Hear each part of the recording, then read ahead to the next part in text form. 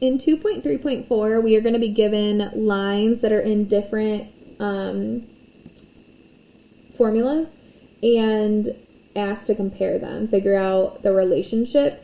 And when it's asking relationship, it's asking whether it is parallel, perpendicular, coinciding, or intersecting. So it has to be one of those four options. And so when it's asked the relationship, that's what it means.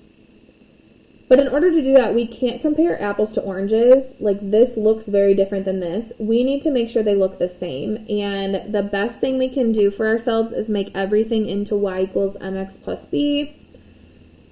So our little goal is y equals mx plus b, so that we can see the slope and the y-intercept very clearly, because that's what tells us if something's parallel, perpendicular, coinciding, or intersecting. So this second one is already in y equals mx plus b, so I don't have to do anything with that. But this first one is not. And so the first thing I notice is that the y is on this side and everything else is on this side, and so I want to switch that. So I'm going to move 3y and equals 3x minus 6. You're totally fine to rearrange it like that. Just be very careful that every sign stays the same. So 3y is still positive, 3x is still positive, and minus 6 is still positive.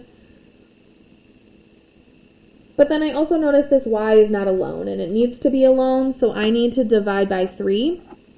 And when I divide one thing, I have to divide everything by 3. So we get y equals 3 divided by 3 cancels, so this is just x. And then negative 6 divided by 3 gives us minus 2. And so now we have both equations in y equals mx plus b, and now we can compare. So I like to start and look at if it's parallel or coinciding. Parallel and coinciding both have the same slope. This one's a negative one, this one's a positive one. So automatically it is not parallel, it is not coinciding. So now I just have perpendicular or intersecting. Perpendicular is the only special one in this case, and perpendicular has to have opposite reciprocal slopes. So one slope is positive, one is negative, so we have the opposite part. And reciprocal means it's flipped. And so remember, 1 is weird because 1 as a fraction is 1 over 1, and if we flip it, it's still 1 over 1. And so these are reciprocals of each other as well. So this is perpendicular.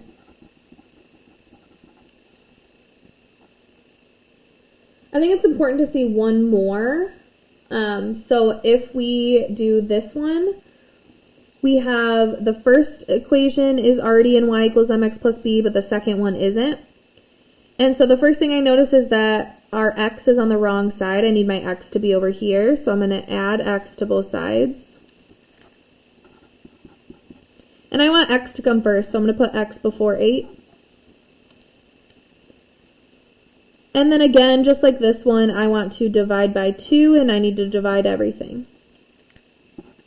So I get y equals, be really careful right here. So since there's no number out in front, sometimes people just don't divide, or they keep it as x over 2, which is hard to compare to this. There's a 1 right here. And so 1 divided by 2 is 1/2. Leave it as a fraction. So do this number over this number if it doesn't give you a whole number. This one, 8 over 2, does give me a whole number, and so I want to change that to a 4. So if when you divide you get a decimal, just leave it as the fraction 1 over 2. And so now, again, I want to start by seeing if it's parallel or coinciding by monitoring if the slopes are the same. So this slope is 1/2, this slope is 1/2. So it has to now be one of these two. The only difference is parallel have different y-intercepts and coinciding have the same. And so in this case we have +4 and +4. Make sure they have the same sign, because sometimes we'll try to be tricky and one is +4 and one's minus. If they have the same slope, same sign, same b, then this is coinciding.